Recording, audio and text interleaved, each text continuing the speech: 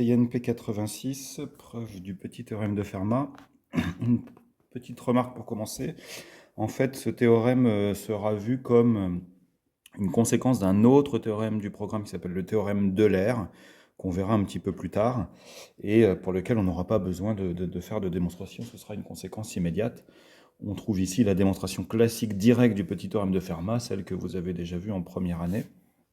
Et on commence par un petit résultat du cours de sup aussi, dans la première question, qui consiste à montrer que si P est premier avec A et B, alors il est premier avec le produit, qui est une conséquence immédiate du théorème de Bézout. On part de deux couples d'entiers de Bézout, U, V, U', V', pour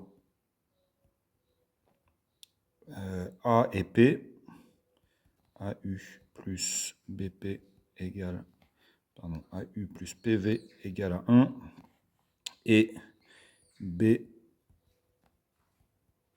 et P. Et pour trouver une relation de Bézout entre P et AB, il suffit tout simplement de multiplier ces deux relations de Bézout.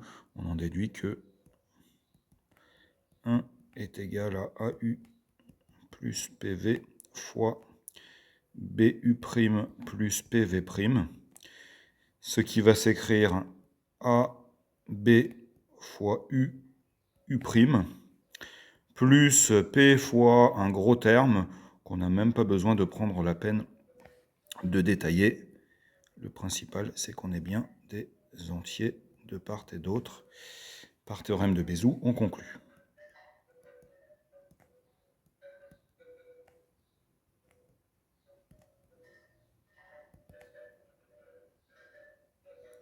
AB et P sont bien premiers entre eux.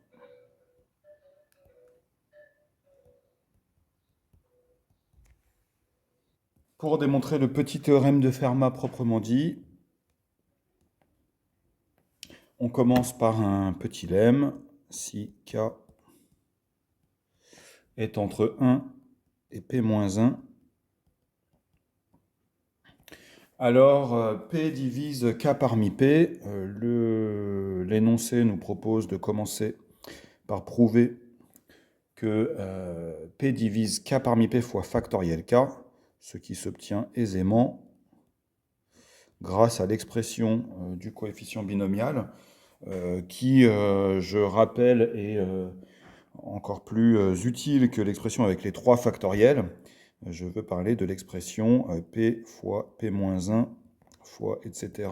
fois P-K plus 1 divisé par factoriel de K. Donc, en multipliant par factoriel K, il nous reste juste ces facteurs-là. C'est bien divisible par P. Il reste à voir que P est premier avec K, car P premier et ne divise aucun des facteurs de la factorielle de K, 2 fois 3 fois etc. fois K, en se souvenant qu'on a pris un K strictement plus petit que P, pour conclure par lemme de Gauss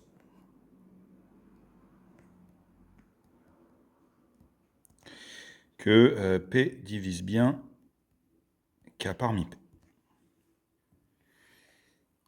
On traite le petit b classiquement par récurrence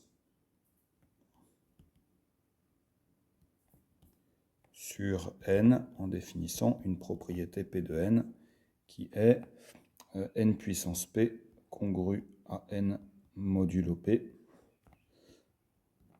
n appartenant à grand N. On initialise sans problème P de 0, 0 puissance P, qui vaut 0 est congru à 0 modulo P, avec bien sûr notre nombre premier P qui est au moins égal à 2. Et en se donnant un n appartenant à grand N tel que P de n soit vrai, on s'intéresse à n plus 1 à la puissance p, que l'on développe avec la formule du binôme de Newton, somme pour k allant de 0 à p des k parmi p, n puissance k. Pour pouvoir utiliser la question précédente, on sort les termes extrêmes, 1 et n puissance p. Et il reste la somme pour k allant de 1 à p-1 des k parmi p, n puissance k. L'hypothèse de récurrence nous dit que n puissance p est congru à n modulo p. Et la question précédente nous dit que la somme pour k allant de 1 à p-1 des k parmi p, n puissance k, est congrue à 0 modulo p.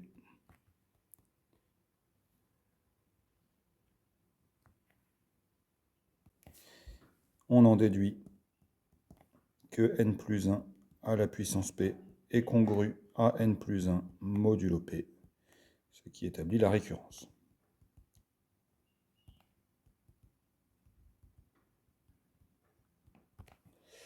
Il reste petit c.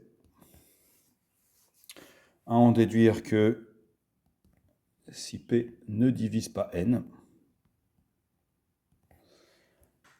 n exposant p-1 est congru à 1 modulo p. On sait que n puissance p est congru à n modulo p avec ce qu'on vient de démontrer. Donc p divise n puissance p moins n, c'est-à-dire n fois n puissance p moins 1 moins 1.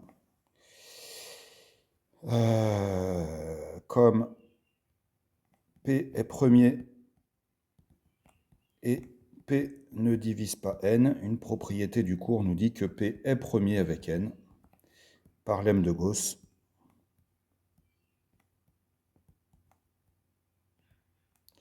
On obtient que p divise n puissance p moins 1 moins 1, ce qui permet de conclure et termine la démonstration de ce petit théorème de Fermat.